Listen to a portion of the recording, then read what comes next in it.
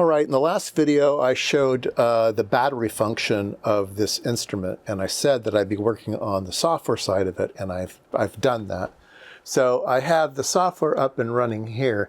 Now if you own one of these devices, be aware that there's two different software packages. There's one software package called Battery Test or something like that. You can get all of this on the BK Precision website. So go to their website, you can download everything. So there's the battery test software, but it only works with the B version, the 8500B.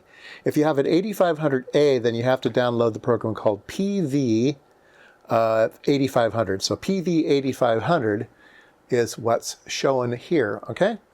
And it controls the instrument via a USB to RS-232 link. So again, if you own one of these things, let me give you some words of warning. I tried to get the machine working with a standard RS-232 to USB adapter. Now, most of the adapters are 0 to 5 volts. They're not the plus and minus 12 volts. But the instruction manual for the machine says it's TTL output, so don't use a plus or minus 12 volt, adapter. It says use a TTL level adapter. So I figured everything was fine. And then it also said make sure you use hardware handshaking. So I enabled that, and I did some tests, and I thought maybe I need the 2-3 swap. I went around and around and around and around. I spent a couple days, I swear, a couple days trying to get this thing to work, and I couldn't. I just couldn't do it. So when all else fails, buy the right thing. So let me disconnect a few things here so I can move this thing around to the back. Okay, I'll just flip it up on its back side here for a second. Okay, so this is the appropriate cable for working with this. It's the ITE132B. And so I went onto eBay and I bought the official cable for this device, and then it works just fine. Now it says on it that it's isolated, so it has some isolation in between. So maybe that's the problem with the other one. It's not fully isolated. That's a funny little, just a funny little adapter. I only paid, I think, $35 for it, so it wasn't too big of a setback, but I did have to buy something. I always hate having to buy things when I have a whole drawer full of those other types of cables. So let me put this back here on the instrument, and then I'll show you how it works. So there's a couple other things you need to know. All right. Let's pop that on there and flip this thing around. It's kind of unruly. Oh gosh, there we go. Okay, so I got my cables here, and we will hook the power back to my laptop so it won't shut off. That's one of the things about these programs, is make sure your laptop is not in power saving mode, otherwise it's going to shut down on you. And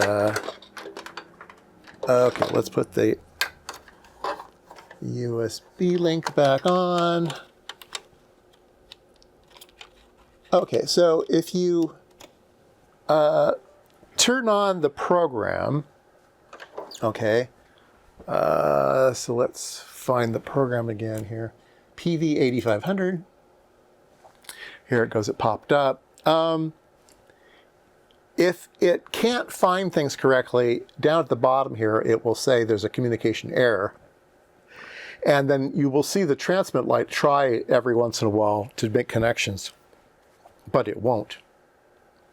If you do have it worked correctly, make sure your COM port is set up for hardware handshaking. I think you need to do that, but I'm not sure. And then in the configuration up here, you can select which COM port you have and what baud rate you have. Now my machine defaulted to 4800 baud rate, and this thing defaulted to 9600 baud rate. So let's go over here, change my exposure here. So if you go here, let's go to a local, let's see here, we'll go to menu, config, And then somewhere down in here is two things you need to know. One is connect mode. Connect mode must be set to separate, okay? The other one is maxiplexing. Anyway, you want to make sure that you're on single, and then next one down is set baud rate. So like I said, this one was set to 4800, but I changed it to 9600, and now everything is fine. So let's just cancel out of this, and then we should be able to connect. It's 9600. You say okay, and then communication is successful. And you can see that it's talking back and forth to get updates and stuff. So there's a let me change cameras a little bit here because it's in the way presently. All right, so this, you can see how many amps. Right now it's set for 1 amp, but it's not measuring 1 amp. And then you can set it for constant current mode. So you can control the whole instrument this way. There's a bunch of stuff I haven't looked at. I was really only interested in the battery mode. So here in the battery tab, you click that, and then you get this battery test thing. All right. So what I'm going to do is I'm going to hook up a battery.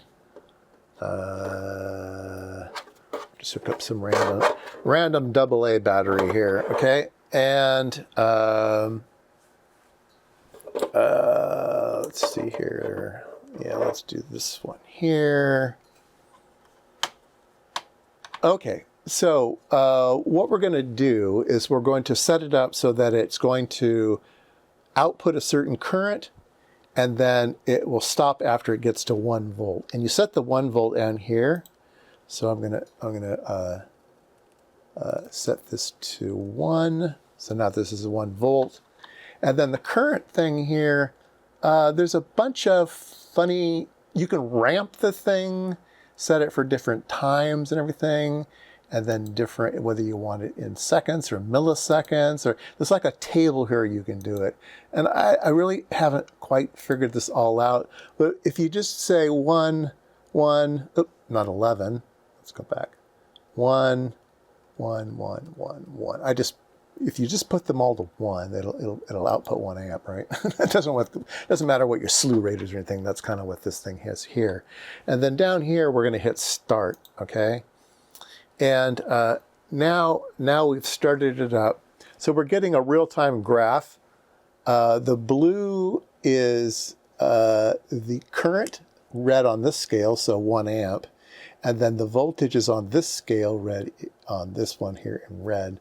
So you can also read them down here. The current voltage is 1.12 volts. Current is 999, and then it calculates the capacity. It tells you what the starting voltage is, and it tells you how much time you've been going, and then it'll give you the graph. And then you can also down here, you can set it to monitor every once in a while how many milliseconds to wait before taking measurements and throwing them in a spreadsheet. And so it'll save the data and put it in a file and do all those cool things for you. Anyway, it will run until it gets to 1 volt here, and then it will stop, and then it'll tell you what your battery did. So anyway, it's a lot like just pressing the button on the front, but it allows you to look at the final graph. It'll be a little bit S-shaped, it'll be a little bit higher, and then it'll drop, and then it'll be a little bit lower. But pretty much boring for this particular type of battery.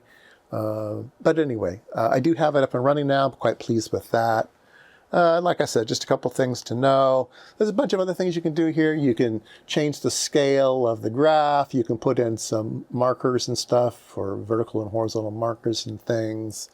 It just seems to be a pretty good program, and it's free. You have to buy the instrument, of course, but once you had the instrument, they didn't charge you extra for the software, which was super nice. A lot of people do.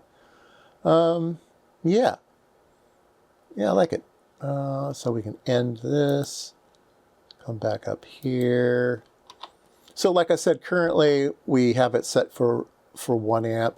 We can come here. Let's see, we'll click the plus button. Does it have to be over here? Let's see, yeah. you click on this thing here, and then the wheel on your mouse lets you set some currents. And you can set the steps and stuff, but anyway, so let's say we wanted 0.8, okay? And so it read the voltage right here that it's currently at. And if we come down here, we can say, that's short, no, you don't want to do that one. Input on.